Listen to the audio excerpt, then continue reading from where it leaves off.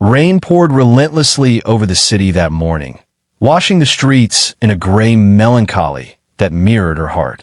Amelia clutched her worn-out handbag against her chest as she ran through the puddles toward the tall glass building that gleamed like a monument of power. Her breath came in shallow bursts. Her shoes were soaked, and her uniform clung to her trembling body. She was late, again. Inside that building, her future waited in judgment. And today, it wasn't just about losing a job. It was about losing everything. If you believe that kindness and second chances still have power in this world, please take a moment right now to like, comment, share, and subscribe, because this story will remind you why compassion can change a life forever. Amelia had always believed that hard work could fix anything, but life had taught her otherwise. At 28, she was already a widow, a single mother to a baby boy named Leo, who was battling pneumonia in the hospital. For weeks, she had been juggling double shifts at Brightcorp, the city's largest marketing firm, where she worked as a janitor. Every night, she'd wipe the fingerprints off glossy tables in meeting rooms where dreams were made, and every morning, she'd leave with blistered hands and a broken back. But she never complained. Her son needed her, and that was reason enough to endure. Until today, she had missed 2 days of work because Leo's fever had spiked, and she had no one else to stay with him.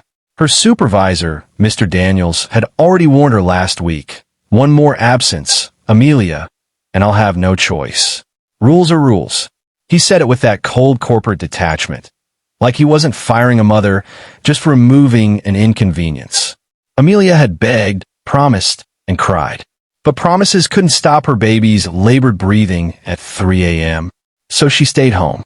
And now, here she was, rushing up 32 floors, hair dripping, uniform wrinkled, heart pounding. The receptionist's polite smile faltered when she saw Amelia's face. "He's expecting you," she whispered. Amelia's legs nearly gave out as she entered the CEO's office. The room was vast, the city skyline visible through floor-to-ceiling windows.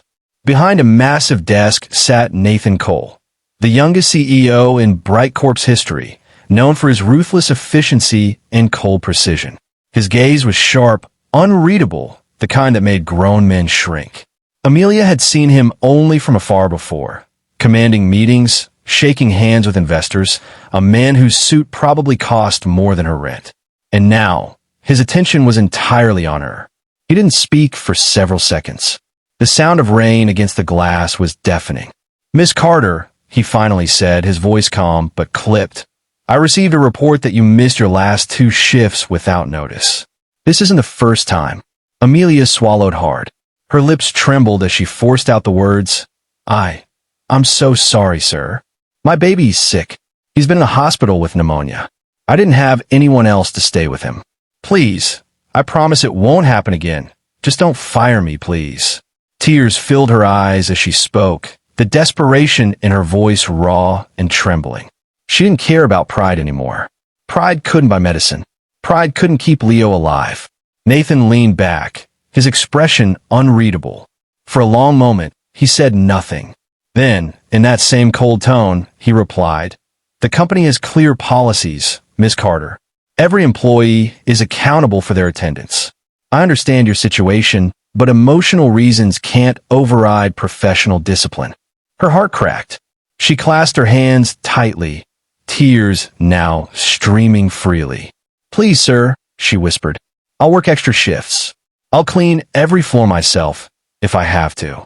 Just don't take this job away from me. My son, he depends on this." He stood, walking toward the window, his silhouette framed against the storm outside. "You think you're the only one with problems, Miss Carter? Everyone here has something they're fighting for." Her voice broke into a sob. "You're right, sir. But some of us are fighting for someone who can't even breathe without help." That sentence hung in the air like a fragile truth that refused to be ignored. Nathan turned, and for the first time, his eyes softened, just a flicker like light beneath ice. He dismissed her quietly, saying he'd review her case. Amelia walked out shaking, uncertain whether she still had a job. She cried all the way to the hospital, holding her baby's tiny hand as machines beeped beside him. That night, She didn't eat. She prayed.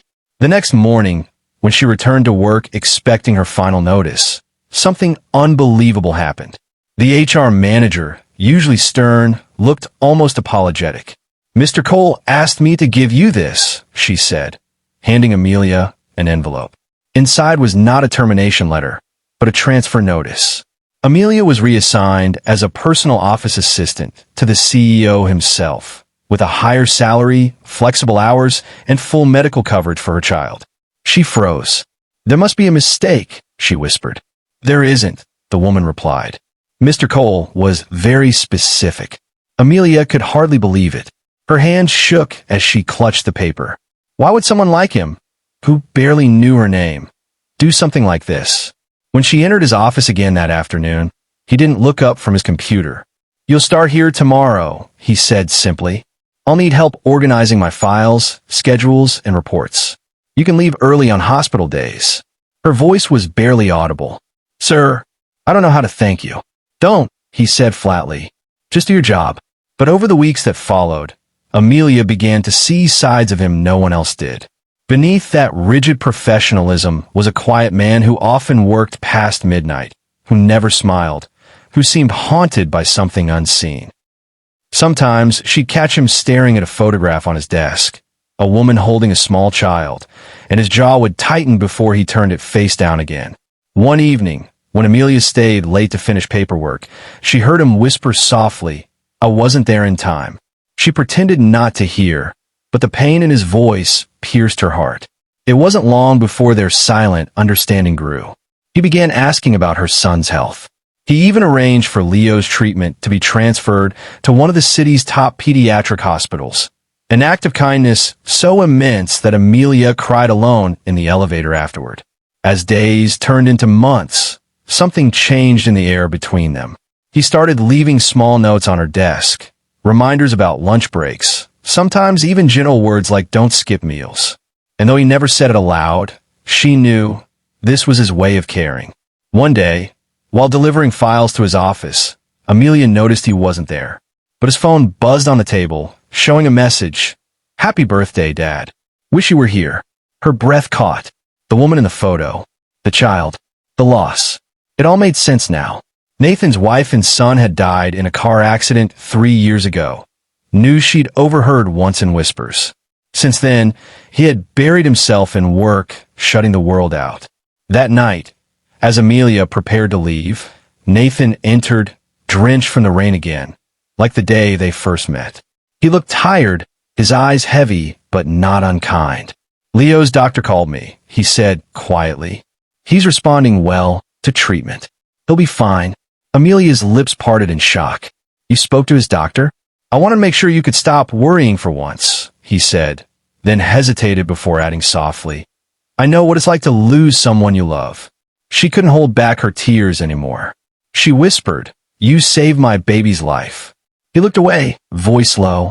"Maybe I was saving a part of myself." The rain outside softened to a drizzle. And for the first time in years, Nathan smiled. A real, human smile that reached his eyes. Months later, Leo was healthy again, laughing, running through their small apartment with a joy Amelia hadn't seen in years. Nathan continued to support them quietly, never demanding anything in return.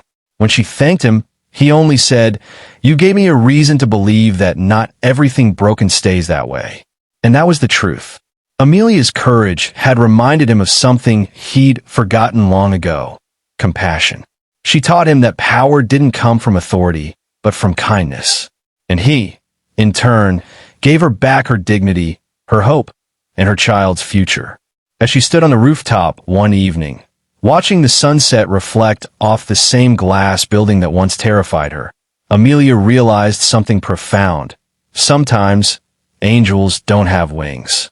Sometimes, they wear suits and walk among us, learning how to love again through the pain of others. If this story touched your heart, please take a moment to like, share, and subscribe, because kindness like this deserves to be remembered. And before you go, tell me in the comments. Speech Balloon, do you believe one act of compassion can truly change a life? Amelia's story is proof that it can. Because when she cried, "Please don't fire me," My baby's sick. The CEO did the unthinkable. He gave her a chance, and that chance changed both of their lives forever.